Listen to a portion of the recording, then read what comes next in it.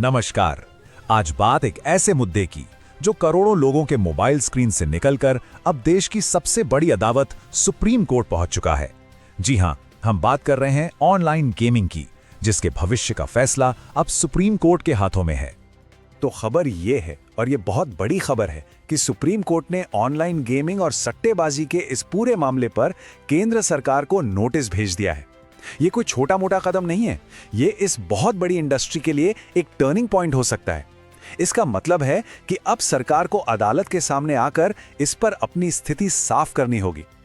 अच्छा, तो अब सवाल ये उठता है कि सुप्रीम कोर्ट इसमें इन्वॉल्व हुआ ही क्यों? तो देखिए, इसका जवाब छिपा है एक जनहित याचिका यानी PIL में, जिसने इस पूरी की पूरी इंडस्ट्री को अब कटघरे में ला खड़ा किया है। तो इसमें कौन कौन शामिल है? एक तरफ है याचिकाकर्ता centre for accountability and systemic change, और दूसरी तरफ है केंद्र सरकार। और कोर्ट में जस्टिस JB पारदीवाला और KV विश्वनाथन की बेंच ने खुद कहा है कि ये एक महत्वपूर्ण मुद्दा है और इसकी जांच होनी ही चाहिए। लेकिन इस केस की पूरी गंभीरता समझने के लिए पहले ये जानना जरूरी है कि ये इंडस्ट्री आखिर है कितनी बड़ी। चलिए कुछ आंकड़ों पर नजर डालते हैं जो सच में चौंकाने वाले हैं। जरा ये नंबर देखिए, 65 करोड़, मतलब भारत की आबादी का एक बहुत बड़ा हिस्सा। इतने लोग भारत में ऑनलाइन गेम खेल रहे हैं, और बात सिर्फ खेलने तक नहीं है। इनमें से ज्यादातर लोग रियल मनी गेम्स में पैसा लगा रहे हैं, जहां हर एक क्लिक पर असली पैसा दांव पर होता है। और जब पैसा दांव पर है तो कारोबार कितना बड़ा होगा? ये है 1.8 लाख करोड़ रुपए सालाना।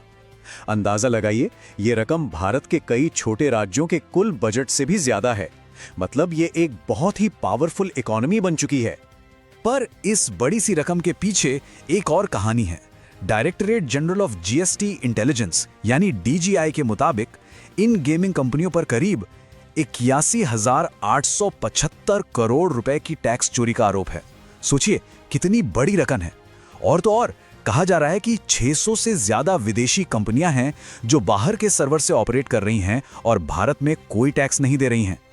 तो अब चलते हैं इस केस के दिल में कि आखिर याचिका में कानूनी और आर्थिक तौर पर क्या तर्क दिए गए हैं, क्योंकि यह सिर्फ पैसे का नहीं, कानून और अधिकार का भी सवाल है।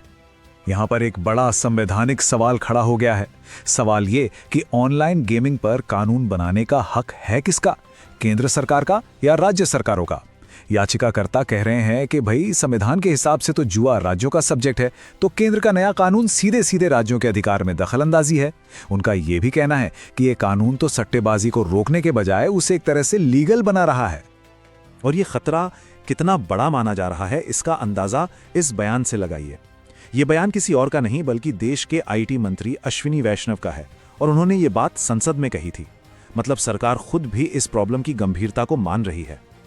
एक और बहुत चौंकाने वाला दावा है। याचिका में कहा गया है कि इन गेमिंग ऐप्स के जो एल्गोरिदम होते हैं ना, वो इस तरह से बनाए जाते हैं कि खेलने वाला लगभग हमेशा हारे। मतलब ये किस्मत का खेल कम और एक प्री डिजाइंड सिस्टम ज्यादा है जिसमें हार लगभग तय है। पर यह केस सिर्फ कानून, पैसा और एल्गोरिथम तक ही सीमित नहीं है।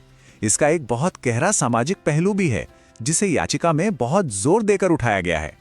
इस बात को समझाने के लिए याचिका में लॉ कमीशन की 276वीं रिपोर्ट से एक जबरदस्त उदाहरण दिया गया है। ये आज के ऑनलाइन गेमिंग को सीधे महाभारत से जोड़ता है।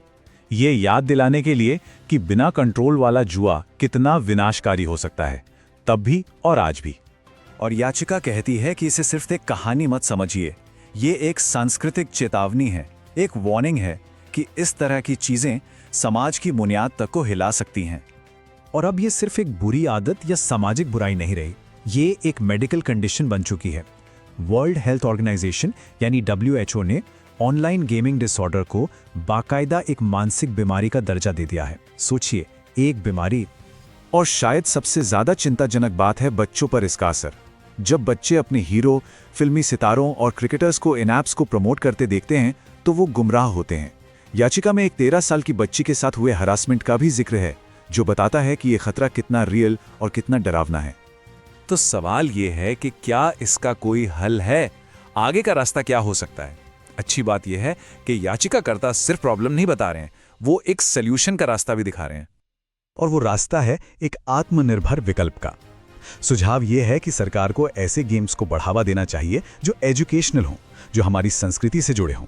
ऐसे खेल जो भारत की परंपरा मतलब सहयोग और साथ मिलकर कुछ बनाने की भावना को आगे बढ़ाएं, न कि सिर्फ एक दूसरे को हराने की होड़ को। और आखिर में ये पूरा मामला हमें एक बहुत बड़े सवाल पर लाके खड़ा कर देता है। इस डिजिटल दुनिया में हमें सिर्फ सख्त कानूनों की जरूरत है या फिर एक कल्चरल रीसेट की? खेलने का सही तरीका आखिर है क्या?